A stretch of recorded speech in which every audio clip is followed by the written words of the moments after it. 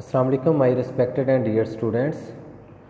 After snake bite, we are going to describe or we are going to have lecture on scorpion bites. ये बहुत ज़्यादा नहीं पूछा जा सकता, लेकिन इनके बारे में आपको पता जनरलाइज्ड होना चाहिए. तो scorpion, what are the features of a scorpion? Scorpion belongs to family Arachnida. The scorpion grow up to 3 inches and the body composed of 18 segments divided into following parts. Number 1 part होता है इसका cephalothorax, that is fused head and chest placed anteriorly. Then comes the abdomen, then comes the tail. इनकी tell जो है, tell has 6 segments and terminates in a bulbous enlargement called telson. ठीक है, एक bulbar enlargement में ये tell and होती है और उस बल्बर एनलार्जमेंट को हम कहते हैं टेल्सन कहते हैं. The telson contains sting and venom apparatus. इस टेल्सन की इंपॉर्टेंस ये है कि इसी के अंदर स्टिंग और वेनम अपरेटस होता है जहाँ से ये इंजेक्ट करता है. और 2 क्लास होते हैं इसके. Common species found in India is Mesobuthus tamulus, Indian red scorpion. हमारे बरसगीर में इसकी ना अबंडेंस है. These scorpions are found abundantly in western Maharashtra, parts of Karnataka, Andhra Pradesh, Saurashtra, Pondicherry and Tamil Nadu. An agitated scorpion presses its sting into victim's body and leaves the venom. एक aggressive जो scorpion होता है, एजिटेटेड स्कॉर्पियन होता है, वो अपना स्टिंग जो होता है ना वो बॉडी के अंदर इंजेक्ट करता है और वेनम को इंजेक्ट कर देता है उधर से. नॉकचर्नल हैबिट होती है, रात के टाइम ये ज़्यादा काटते हैं. Usually found under rocks, vegetations, wall, services etcetera. यानी कि अंधेरी जगहों पे ये ज़्यादा रहना पसंद करते हैं. गीली लकड़ियों के अंदर होंगे, जहाँ पे गोबर का ढेर होगा उसके अंदर होंगे, ठीक है ना, और अंडर रॉक्स, चट्टानों के नीचे होंगे. इसके वेनम की खसूसियात क्या है? इसके वेनम में भी एंजाइम्स होते हैं. Scorpion venom is clear, colourless fluid and contains following toxic compounds. इसमें भी वही enzymes: phospholipases, acetyl cholinesterases, hyaluronidases, serotonin and neurotoxins. ये इसके वेनम की कंपोजिशन है, same like that of snake bite. Mechanism of action क्या है? Scorpion venom delays the inactivation of sodium channels of autonomic nervous system resulting in autonomic storm. Alpha receptor stimulation plays an important role in the pathogenesis of pulmonary edema. Scorpion venom is powerful arrhythmogenic agent. Number 1, ये autonomic storm produce करता है due to the delay in activation of the sodium channel of the autonomic nervous system, और इसके बाद ये pulmonary oedema cause करवाता है. Clinical features में लोकल रिएक्शन में इंक्रीजिंग लोकल पेन.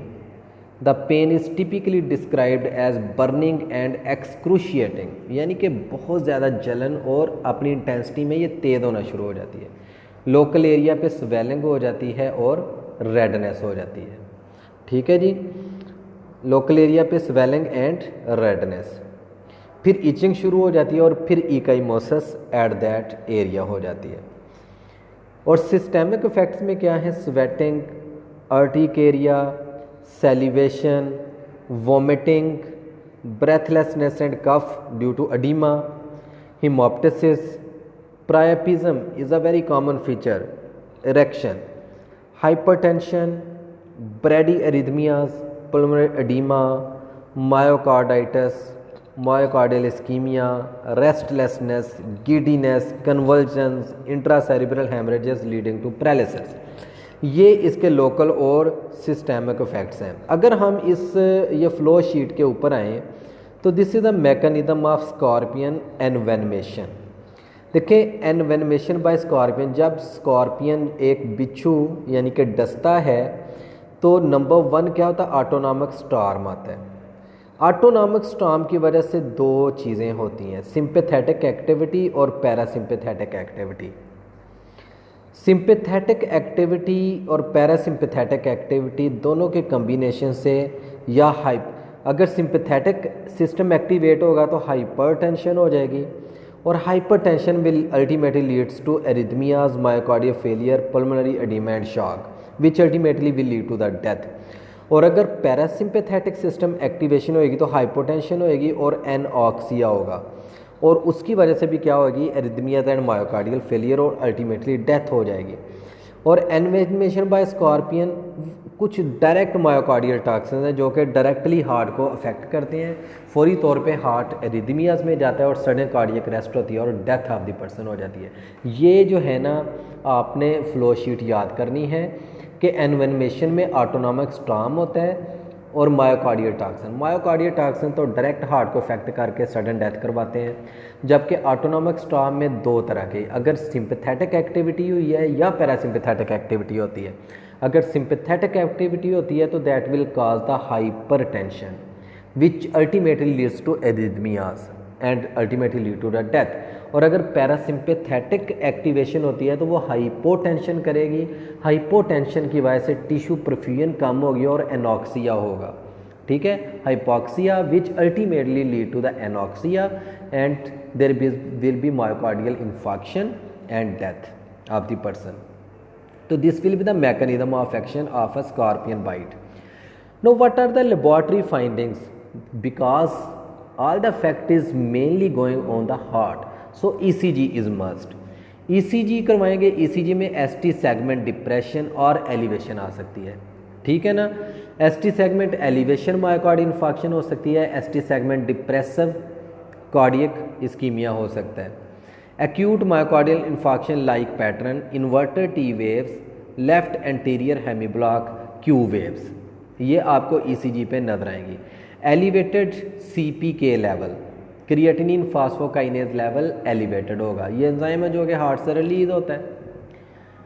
मैनेजमेंट हमने क्या करनी है, आपको मैंने बताया था कि जो ही हम स्नेक बाइट की तरफ जाते हैं तो स्नेक बाइट की मैनेजमेंट में भी हम इमोबिलाइज कर देते हैं अफेक्टेड लिम्ब को, ताकि जितनी कम एक्टिविटी होगी उतनी कम मस्कुलर एक्टिविटी होगी और उतना वैस्कुलेचर के ऊपर यानी कि सर्कुलेशन कम होगी, जितनी सर्कुलेशन कम होगी उतनी वेनम डिस्ट्रीब्यूशन कम होगी, ठीक है जी। तो काम the patient and immobilise the affected limb. Oxygen administration करनी है ताकि पर्सन एनॉक्सिया या हाइपोक्सिया में ना जाए, ऑक्सीजन जाती रहे उसे। Prazosin, a post-synoptic alpha blocker, reverses both inotropic and hypokinetic phases and reverses the metabolic effects caused by depressed insulin secretion। Prazosin देते हैं हम। Inotropic support dobutamine for patients presenting with hypotension and marked tachycardia। Sodium nitroprusside for massive pulmonary edema। Anti-venom therapy should be reserved for potentially life threatening complications, ठीक हो गया। तो इसकी यानी कि सबसे पहली मैनेजमेंट क्या है, immobilise the affected limb, oxygen administration करनी है, फिर हमने मेडिकल ट्रीटमेंट की तरफ आना, प्रेजोसिन अल्फा ब्लॉकर देनी है हमने, आइनोट्रोपिक स्पोर्ट चलानी है और sodium nitroprusside for the pulmonary oedema हमने देना होता है। नो व्हाट आर द, अगर डेथ हो जाती है तो what will be the autopsy findings of this case. Local part आपको स्वोलन, इन्फ्लेम्ड, स्टिंग में भी प्रेजेंट, सराउंडिंग टिश्यू में show haemorrhagic infiltration. Local area पे आपको यानी कि बीटा मार्क नज़र आ सकते हैं, स्वोलन, इन्फ्लेम्ड स्किन नज़र आ सकती है। The sting sites are usually at peripheral sites और part of body such as toes, fingers, palm, soles, peripheral areas पे ये बाइट करेगा। हाउएवर ओकेजनली अदर पार्ट्स में be involve such as back, shoulders etcetera. Systemic examination अगर हम करें autopsy पे तो पल्मोनरी एडिमा हमें मिलेगा, लंग्स विल बी सोगी and swollen, pulmonary haemorrhages, particular haemorrhages की सूरत में नज़र आएंगी हमें, गैस्ट्रो इंटेस्टिनल ट्रैक्ट हेमरेजेस नज़र आएंगी, इंट्रासेरिब्रल हेमरेजेस नज़र आएंगी, साइंस ऑफ कंजप्शन कोएगुलोपैथी और DIC के साइन, डिसेमिनेटेड इंट्रावेस्कुलर कोएगुलेशन के साइंस, और उसके बाद मायोकार्डाइटिस आपको नज़र आ सकती है।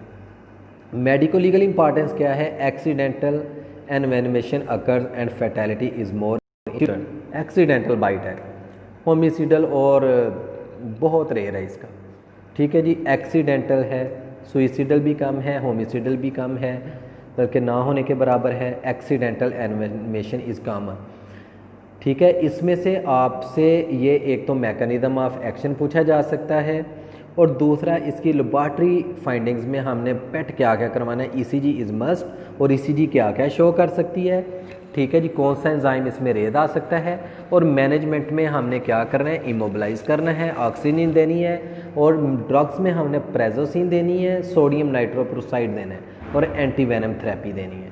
तो this is whole about the scorpion, generalise scorpion bite, इसे भी आपने याद करना है। Thank you.